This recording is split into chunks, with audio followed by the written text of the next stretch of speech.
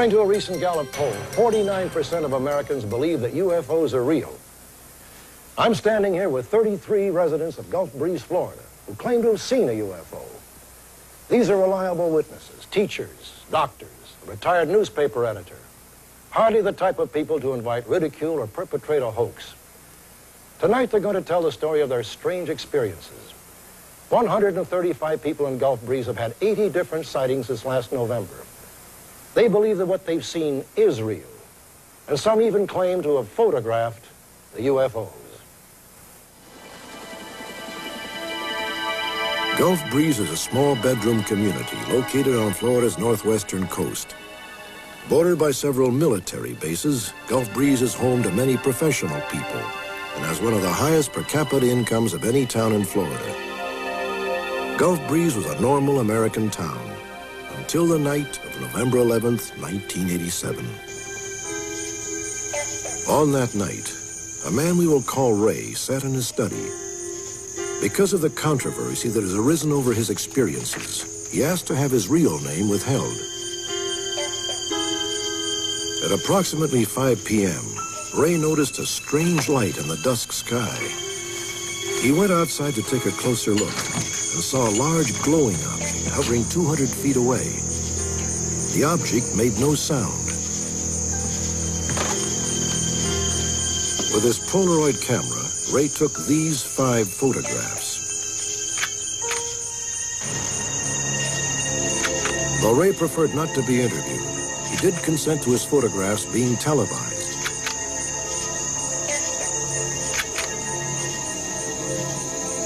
I'm convinced that this was the same thing that everyone in Gulfbreeze has been seeing and has been taking pictures of. I don't know what it was. I know it was something I've never seen before.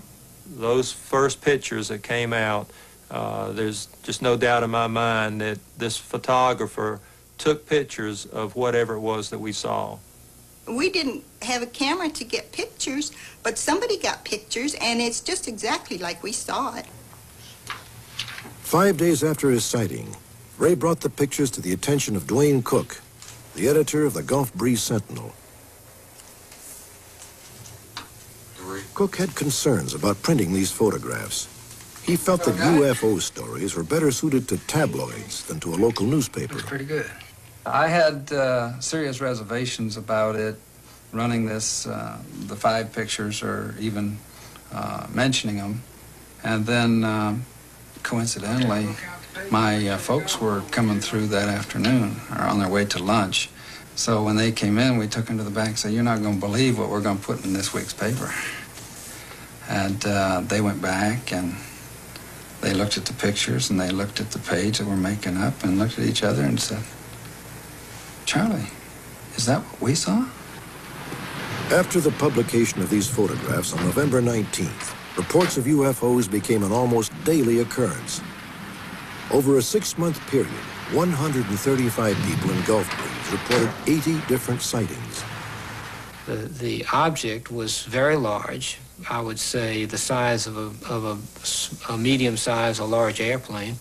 We could see it well enough that we could see the light and see the portholes and see that there was like a little lighted dome on the top. It didn't make any noise at all, and it was maybe going about 5 miles per hour at the most. I saw a light in the distance that was very bright yellow-orange and quite different from any light I'd ever seen before. And then when it went straight up into the air with a complete blue background and just sat there at an angle for about, I'd say 45 seconds to a full minute, it sat there. We noticed the water below it. There was no motion of the water. It did not stir up the water. Having seen it myself, then I'm convinced now that yes, these exist. But up until that time, I hadn't even thought about UFOs as one of those things. You know, until you actually experience something, you don't think too much about it. From November to May, Ray took 37 different pictures of the UFOs. When asked if these pictures were a hoax, Ray took 2 polygraph tests and passed them both.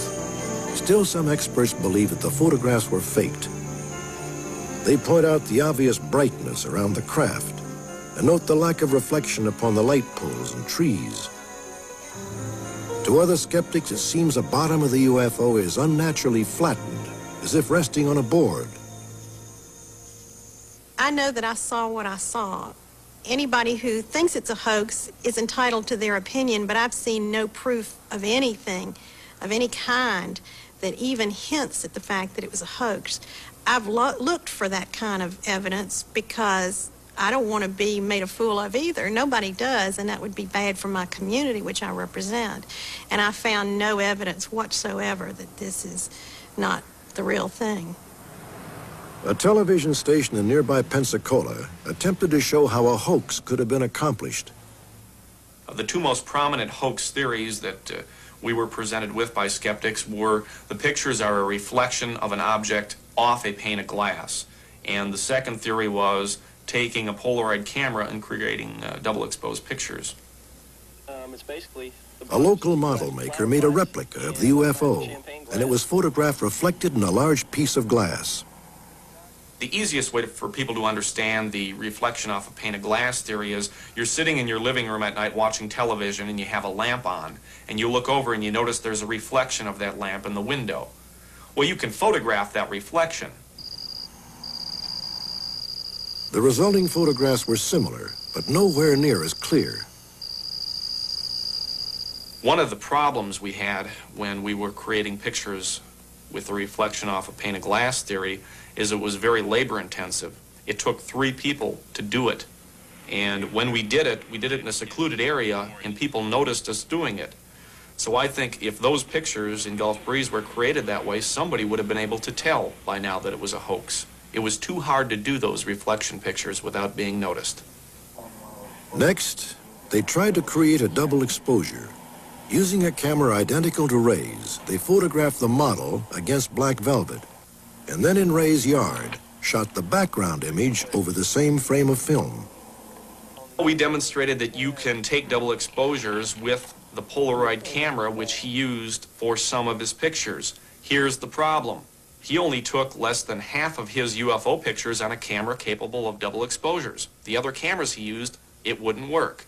Number 2, there are at least 2 photos where the UFO is partially hidden behind a tree. You cannot recreate that with double exposures. You can't hide one object over the other because in double exposures, the 2 images blend together. If you are a complete skeptic, you would say any photo could be hoaxed. Bruce Maccabee conducts laser and optical research for the Navy. If you are more critical about it, then you have to ask the question, could Ray have hoaxed the photo, given his technical ability and his equipment? My answer to that would be quite probably no. On December 3rd, the Sentinel received 2 anonymous photographs that showed the by now familiar object. Then on December 23rd, the paper received another letter from a photographer. This time the photos showed more than one UFO. The day after this photograph allegedly was taken, Ray also took pictures of multiple objects. If this was a hoax, it was flawlessly coordinated. Ray continued to see and photograph the UFOs hovering over Gulf Breeze, and other eyewitnesses kept seeing objects they couldn't explain. People were organizing parties, UFO, search parties. They'd go out and for the fun of it, or they were serious, but a lot more people were looking up at the sky and paying much more attention to what is flying around up there. On December 28th, Ray even captured them on videotape. This video footage was scrutinized by UFO experts. In as much as the videotape clearly shows a craft that is indeed similar to the photographs that we've seen, this we have presumed is the same type of craft. We hope to be able to clearly show, and I think we have at this point clearly shown, that this is indeed a flying craft that is not operated by remote control. In another picture, taken on December 2nd, Ray photographed a shaft of blue light emanating from the base of the object. This light was also observed by 5 other witnesses. Ray's closest encounter took place on January 12, 1988. He was driving along a deserted road about 4 miles from his home. The sudden appearance of a bright light forced him off the road. He reached for his Polaroid camera and snapped what Dr. Maccabee believes to be a classic UFO photograph. I termed it classic because of the convincingness of the picture. You can see the front of the truck, and you see the road leading away from the truck right over to the object itself, going right under the object. You see the trees in the background. This gives you a sense of actually being able to locate the object in three-dimensional space as being out there. Dr. Maccabee calculated that the object was 12 feet wide and 9 feet tall. The final reported sighting in Gulf Breeze took place in July. But two questions remain. Why was Ray able to take so many photographs of these elusive objects? And why was Gulf Breeze a place where this phenomenon occurred? I don't know why it happened to Gulf Breeze, but I am convinced that the reason that one individual has been able to have 22 encounters, including 18 separate photographic sessions, is because somebody in the UFOs wanted him to take photographs. Otherwise, he would not have had all those sessions. Why are they coming to Gulf Breeze? Well, you've got all this military presence here. Eglin Air Force Base, the Naval Air Station in Pensacola, some smaller military installations. If I was coming from another planet and wanted to spy on Earthlings and wanted to get a good look at their military, Gulf Breeze is a pretty darn good place to do that, if that's indeed what they're doing, if this is real. Some skeptics suggest that the objects were military aircraft being tested at nearby Pensacola Naval Air Station. We've contacted the public information offices at the military bases around here and asked them if they knew anything about it. And basically their answer was no, and even if we did, we wouldn't be able to make a comment on that. Even our own county commissioner, who's a retired Air Force test pilot, said no, he doesn't think, he went on record in our paper as saying no, he didn't think it was military because our military does not have aircraft that can move in the fashion that this moves, especially without making any noise. My best guess is that their technology is, rather than thousands of years ahead of us, perhaps hundreds of thousands of years ahead of us. I probably won't believe this case 100% until the thing lands in my backyard and the creatures get out and shake my hand. But I do believe it's very possible, based on the evidence we have now, that this case could possibly be real. I will go that far. Despite the best efforts of skeptics, some sightings simply cannot be explained away. Though the possibility of a hoax can't be dismissed, the people standing here with me are certain that they saw something that defies easy explanation. A noted astronomer once said that the universe is not only stranger than we imagine, it is stranger than we can imagine. Few people living here in Gulf Breeze, Florida, would argue with that statement.